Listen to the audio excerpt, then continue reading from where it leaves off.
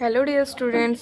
Today I'm telling you about first chapter of physics, which is unit and measurement, and I'm providing you notes also. The first is the topic is physical quantities. So those quantities which can measure directly or indirectly are called physical quantities. And physical quantities are there are three kind of physical quantities: fundamental, derived and supplementary system of units. ये वाला जो है मैं आपको बाद में detail में बताऊंगी इसी वीडियो में।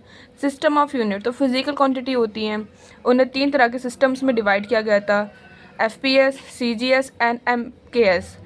तो इन तीनों में जो लेंथ, टाइम और मास है, इन तीनों को इसमें डिवाइड किया गया था।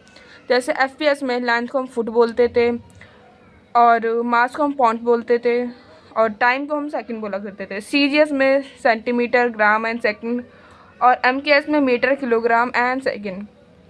और जो अभी वर्ल्ड वार मतलब ऑल ओवर वर्ल्ड इंटरनेशनली चलता है वो सीजीएस सिस्टम चलता है हमारे यहाँ, इसमें सेंटीमीटर, ग्राम और सेकंड में हम सब कुछ मेजर करते हैं। And second thing, fundamental and physical quantities and their SI units. तो जो लेंथ होती है उसकी एसआई यूनिट होती है, वो होती है सेंटीमीटर, और उसका जो सैम्बल होता है वो सीएम होता है। मास का जो होता है वो किलोग्राम होता है, इसका सैम्बल केजी होता है। टाइम सेकंड होता है, इनका सैम्बल बस एस होता है।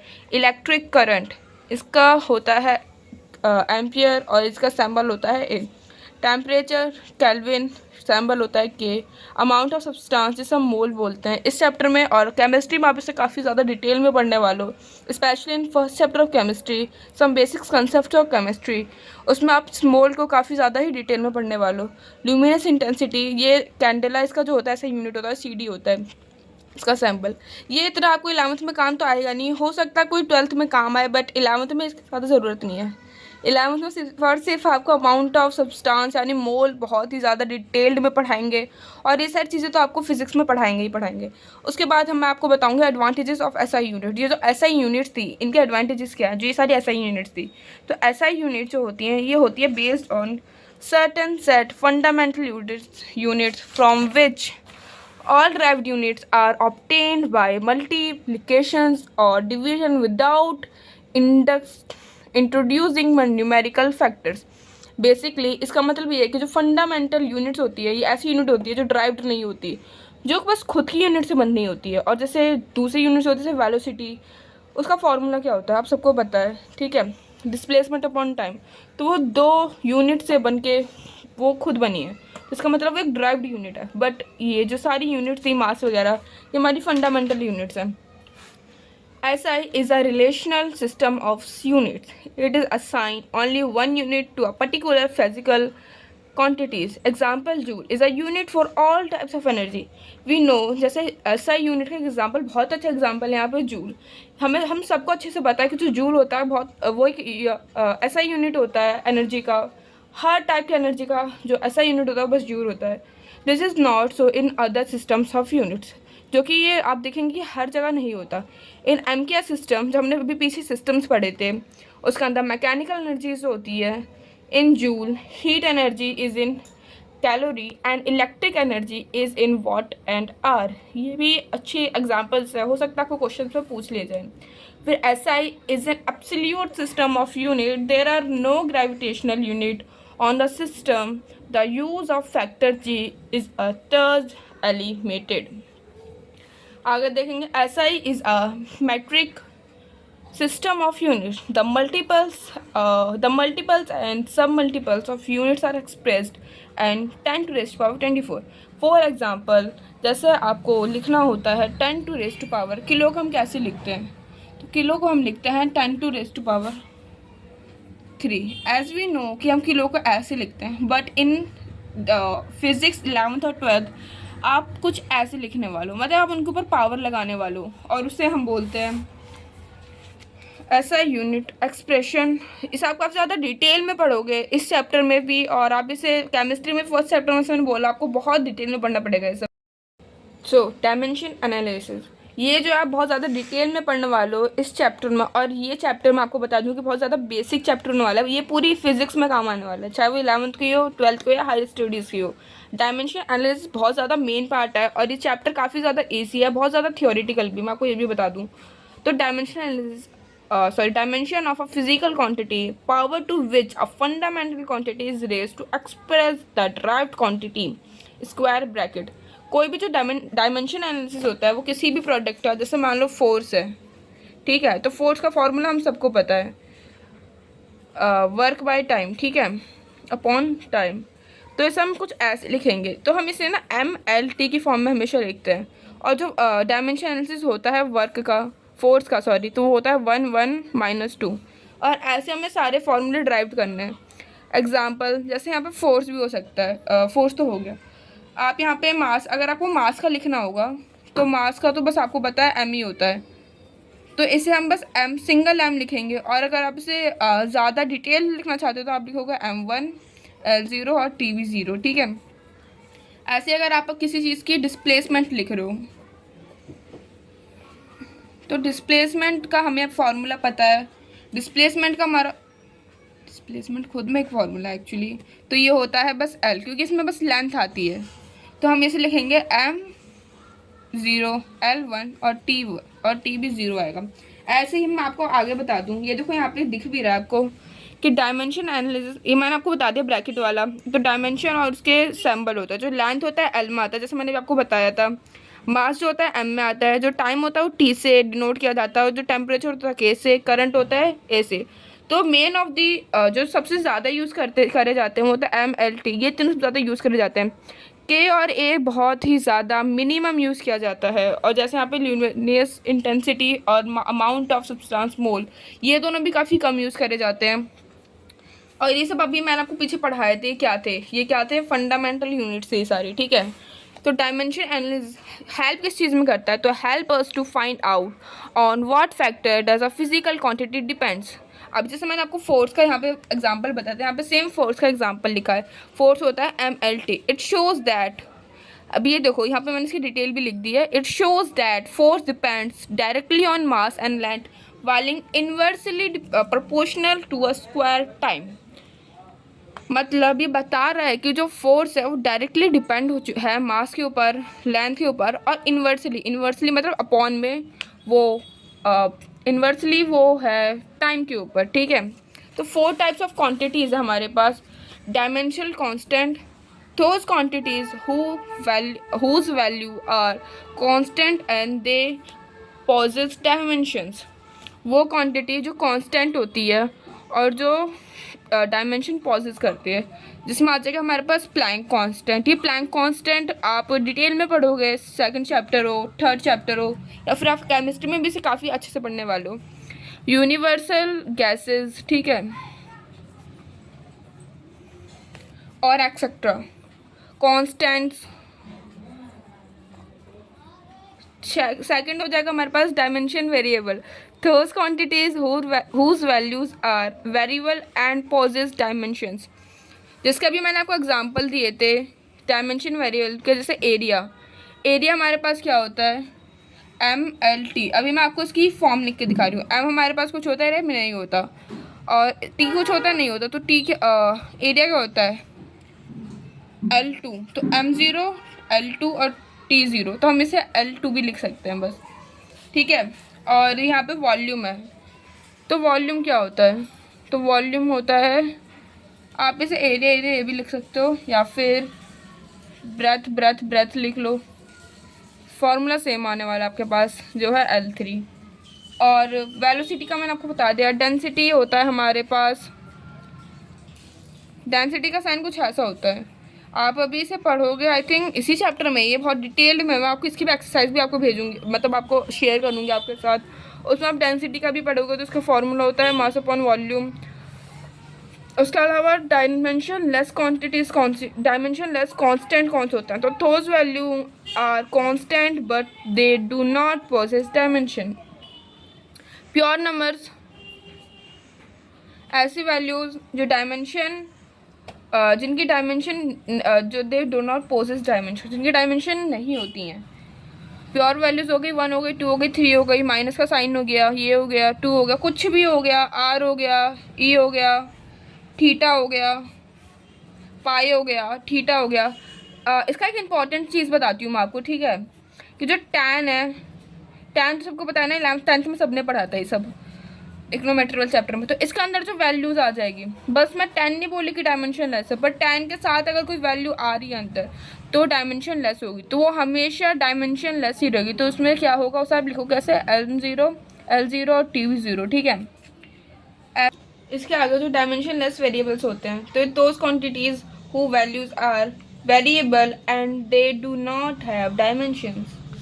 समझाती हूँ, जैसे एंगल है, या फिर आप स्ट्रेन का लो एग्जाम्पल, सबसे अच्छा एग्जाम्पल स्ट्रेन, ठीक है। एग्जाम्पल स्ट्रेन होता है हमारे पास change in dimension upon original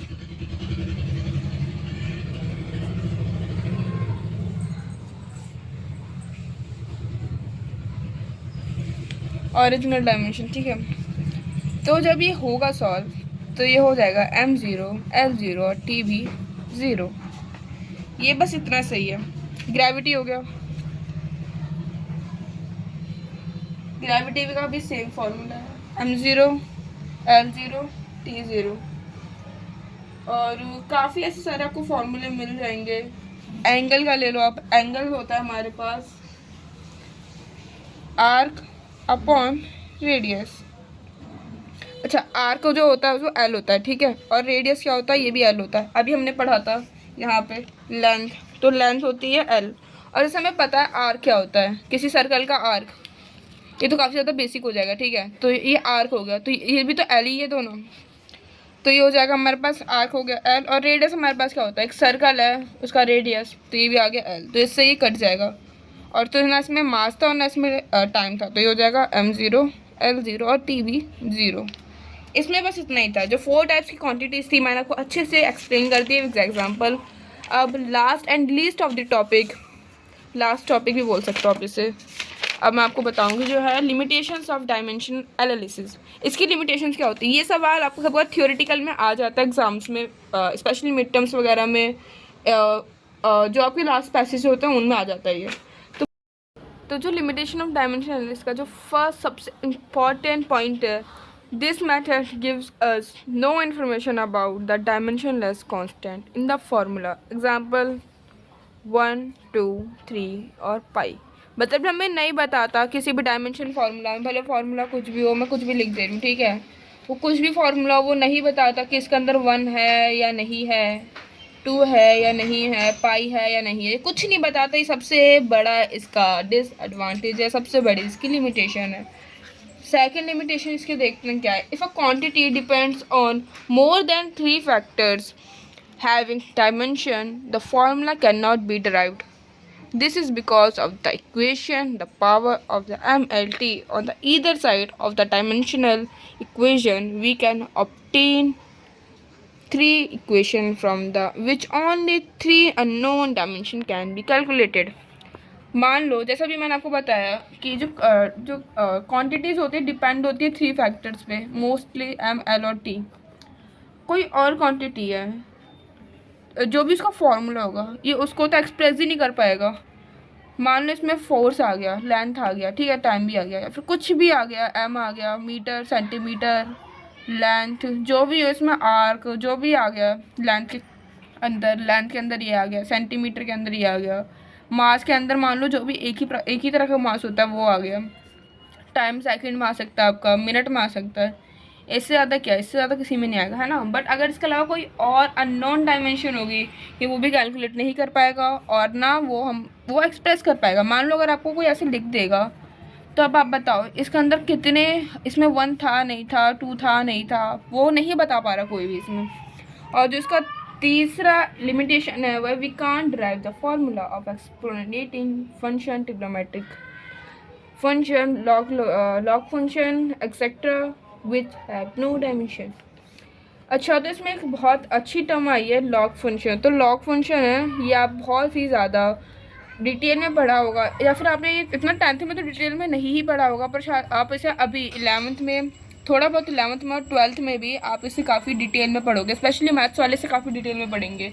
और इसके अलावा ये है जो ये भी नहीं बता पाता कि जो ट्रिग्नोमेट्री से रेशियो अभी जैसे मैंने आपको बताया कि इसके अंदर कौन सी वैल्यू थी, थीटा थी 0 थी, 30 थी, 40 थी, वेदर इट इज़।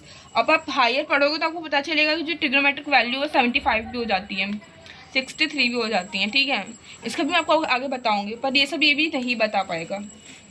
ये इसका था थर्ड लिमिटेशन। फोर्थ लिमिटेशन इसका था it's no information whether physical. तो फोर्थ लिमिटेशन हमारी थी वो थी स्केलर और वेक्टर। स्केलर और वेक्टर आपने 8th में भी अच्छे से पढ़ा है, 9th में भी पढ़ा है, 10th में भी पढ़ा, और आप 11th में भी इसे पढ़ोगे। तो 11th में आपके लिए काफ़ी ज़्यादा बेसिक हो जाएगा। मतलब आपको ये हर चीज़ में पता ही होना चाहिए कि scalar whether it is scalar और वेक्टर। मैं आपको कुछ बता दूँ कि स्केलर वो क्वान्टिटीज़ होती हैं जिसके अंदर डायरेक्शन जो है वो मैटर नहीं करती। वेदर इट्स वेक्टर की बात करें तो उसमें जो डायरेक्शन है वो मैटर करती है, ठीक है। तो इसका एक एग्जांपल दूंगी आपको मैं, जिसका एग्जांपल हो जाएगा वर्क डन और टॉर्क। इन दोनों का डायमेंशन एनालिसिस एकदम सेम होता है, जो कि इसका डायमेंशन एनालिसिस होता है MLT, जिसमें आएगा L2 और ये होगा -2। मैं आपको बता दूं कि जो वेक्टर जो वर्क डन है ये एक स्केलर क्वांटिटी है, मतलब इसके अंदर डायरेक्शन की ज़रूरत नहीं पड़ती, और जो टॉर्क है इसमें डायरेक्शन की ज़रूरत पड़ती है। तो इसकी एक लिमिटेशन हो गई। मतलब आप कैसे बताओगे, मतलब बस आप इस फॉर्म से थोड़ी बता दोगे कि वेदर इट इज़ वेक्टर और स्केलर, ठीक है। ये बहुत बड़ी लिमिटेशन है वैसे ही। फिफ्थ लिमिटेशन इसकी ये है, the method of dimension can not be use to derive on the exact form of a relation when it is consist of more than one or two part of one side. For example, the exact form of the formula cannot be obtained. जैसे हमारे पास ये सबसे अच्छा formula है यार, ये formula हमारा, हमें ये फॉर्मूले काफ़ी ज़्यादा डिटेल में पढ़ेंगे हम। ये आपके सेकंड चैप्टर में काफ़ी ज़्यादा डिटेल में आप ये सब पढ़ोगे, ठीक है। उसमें ये आप बहुत अच्छे से पढ़ोगे। इसमें इसने यही बताया कि आप मतलब इसे ड्राइव नहीं कर सकते, एग्जैक्ट ड्राइव तो आप बिल्कुल भी नहीं कर सकते इसे, ठीक है। Consist more than one part of the side, एक पार्ट की साइड, अब बस इधर यही साइड है और इधर ही पूरा है। इसको आप सॉल्व करने बैठोगे तो पता नहीं क्या क्या आ जाएगा, टाइम का T2 हो जाएगा, ठीक है। एक्सलरेशन हमारे पास होता है LT-1। मैं आपको शॉर्ट फॉर्म में लिख कर बता रही हूँ। M12 हमारे पास कुछ होता ही नहीं तो हम इसे 0 ही मानेंगे, ठीक है। तो मतलब ये क्या होगा, M1 M0 L0 T0। T हमारे पास T हो जाएगा, और U हमारे पास क्या होता है, ये हो जाएगा हमारे पास एल में आएगा। और एस हम बस एस डिनोट किससे होता है, डिस्प्लेसमेंट से। तो एस का तो हमारे पास एक ही एल आएगा, बट यहाँ पे आप ये देखो कि एल तो यहाँ पे 1 2 3 3 एल आ रहे हैं, 3 टी आ रहे हैं, और ए मास तो है ही नहीं। तो भाई ये देखो कितना डिफरेंस है, कितना ह्यूज डिफरेंस है दोनों में। तो ये इसकी बहुत बड़ी लिमिटेशन है, ठीक है। लास्ट और सबसे important of this chapter is significant figure. ये सबसे ज़्यादा इम्पॉर्टेंट और सबसे ज़्यादा आई थिंक ईजी भी है, पर कभी कभार बच्चों को ये समझ नहीं आता। The digit that are known variables, the firstly uncertain digit and known as significant figure. इसके ऊपर मैं आपको अलग से एक डिटेल वीडियो भी बना के ज़रूर शेयर करूँगी आप लोगों के साथ। इस वीडियो में बस मैं आपको इसके रूल्स बताऊँगी, क्योंकि इसकी अगर मैं आपको सब कुछ साथ में बता दूँगी तो बहुत ज़्यादा लंबी वीडियोस हो जाएंगी। तो इसका फर्स्ट रूल होता है कि all non zeros are significant, ठीक है। ऑल नॉन ज़ीरो मतलब all numbers, whether it is 1 2 3 4, ये सारे सिग्निफिकेंट फिगर होंगे। सिग्निफिकेंट को हम शॉर्ट फॉर्म में ना SF भी लिख देते हैं, ठीक है। All non zeros, all zeros between two non zeros are significant. Significant को मैं शॉर्ट फॉर्म में लिख लूँ। अब मैं आपको एक एग्जांपल दे दूँ, जैसे 2 है, 3 मान लो, 0 फिर यहाँ पे 3 है, तो ये दो नॉन ज़ीरोज़ हैं और इसके बीच में एक ज़ीरो है। बट क्योंकि ये इसके बीच में, तो ये भी एक सिग्निफिकेंट फिगर होगा। अब आपसे कोई पूछे इसमें कितने सिग्निफिकेंट फिगर है, इसमें 3 होंगे, ठीक है। ये सेकंड इसका पॉइंट है। Third point, exact number is significant infinite. Infinite समझाती हूँ। इन्फिनाइट होता है, ऐसे हम इसे शो भी कर देते हैं कभी कभार, ठीक है। इन्फिनाइट लाइक 3, बस 3 लिखा है, तो ये कितने सिग्निफिकेंट फिगर होंगे? तो इसमें होंगे इन्फानाइट सिग्निफिकेंट फिगर, ठीक है। फोर्थ पॉइंट हो जाएगा initial zero after decimal are significant. Initial zero, initial क्या होता है? इनिशियल मतलब जो पहले डिजिट आ रही है, जीरोस आफ्टर डेसिमल। एग्जाम्पल यहाँ पे आ गया 3 पॉइंट, यहाँ पे 0 आ गया, फिर आ गया 8, 3 मान लो, 8 आ गया, 2 आ गया, 6 आ गया। तो initial zero after a point a decimal is also a significant figure। तो कितने हो रहे हैं यहाँ पे? 4, 5, तो अब आ गया 5 सिग्निफिकेंट फिगर, ठीक है। और जैसे 10 to raise to power something, ना anything, whether it is 11, 2, 10 to raise to power 3 and जो भी हो, ये सारे होते हैं नॉन सिग्निफिकेंट फिगर। हम इसे इनसिग्निफिकेंट भी बोलते हैं। और जो ज़ीरो मतलब डेसिमल से पहले जो ज़ीरो आ जाते हैं उन्हें हम काउंट नहीं करते। मैं बता दे रही हूँ, इसमें मैंने इसे लिखा नहीं है, बस मैं बता दे रही हूँ आपको। लाइक इसमें कितने सिग्निफिकेंट, कोई पूछे आपसे तो आपको बताना है कि इसके अंदर 3 सिग्निफिकेंट फिगर है। अब मैं आपको इसका होमवर्क दे रही हूँ आज का। तो आपके कुछ होमवर्क है, बहुत बेसिक से होमवर्क होने वाले हैं आपके। आपको बताना है कि इसके अंदर कितने सिग्निफिकेंट फिगर हैं, ठीक है। आप कमेंट करके ज़रूर बताना, और आपको वीडियो कैसी लगी आप ये भी ज़रूर से ज़रूर बताना।